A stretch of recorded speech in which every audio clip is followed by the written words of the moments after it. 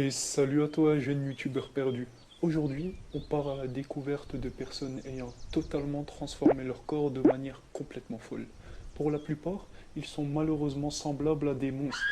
Âme sensible, s'abstenir. Avant la vidéo, je t'invite gentiment à t'abonner et je te garantis que tu le regretteras pas. Bon, assez parlé, bon visionnage. Numéro 1, Denis Avner. Denis Avner était connu sous le nom de l'homme tigre. Cet Américain de 54 ans a passé sa vie à transformer son corps pour ressembler à un félin sauvage.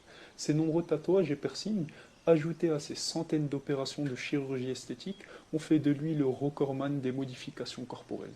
Mais pourquoi tout ça? C'est tout simple. Il a un jour discuté avec un chef indien qui lui avait conseillé de suivre la voie du tigre. Il a donc suivi son conseil à la lettre et on peut dire qu'il ne fait pas les choses à moitié. Numéro 2, Eric Sprague alias l'homme lézard. Cet Américain a décidé de vivre sa passion pour les reptiles en se tatouant entièrement le corps pour ressembler à un lézard. Des tatouages plein le corps, un taillage de dents en pointe, une langue coupée en deux pour qu'elle soit fourchue, et il s'est fait implanter de l'acier au niveau des sourcils pour que ses arcades ressemblent à un reptile. Le comble, ça serait que sa maison soit un vivarium. Numéro 3, Hébert Chavez. Déjà un peu moins gore. Hébert Chavez est un Philippin de 38 ans qui souhaite à tout prix ressembler à Superman. Il a à ce jour subi 23 opérations esthétiques, liposuction, élargissement de la mâchoire, et j'en passe. Le meilleur, c'est qu'après le visage, il a demandé à ses médecins les abdos de Superman, et ils lui ont gentiment répondu qu'une inscription à la salle de sport était beaucoup mieux pour lui. Numéro 4, Paul Laurence. C'est un artiste de cirque qui possède une petite particularité. Son corps immense est un puzzle. Plus de 200 tatoueurs ont travaillé sur son corps durant plusieurs années. Un résultat tellement choquant qu'on raconte même que sa mère ne le reconnaît plus. Numéro 5, Rick, l'homme zombie. Rick est un homme canadien né en 1985. Durant sa jeunesse, il subit un accident et subit une opération au cerveau qui lui valut le nom de zombie.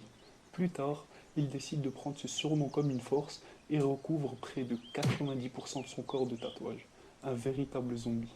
Le truc étonnant, c'est que pour faire la promo d'une marque de maquillage, Rick a fait couvrir une grande partie de ses tatouages. Et comme vous le voyez, on ne le reconnaît même pas. Numéro 6, Maria José Cristerna. Très connue également, cette femme vampire explique avoir subi des violences durant son adolescence et lors de son mariage. En réaction, et afin de montrer qu'elle était seule propriétaire de son corps, elle a décidé de changer radicalement d'apparence.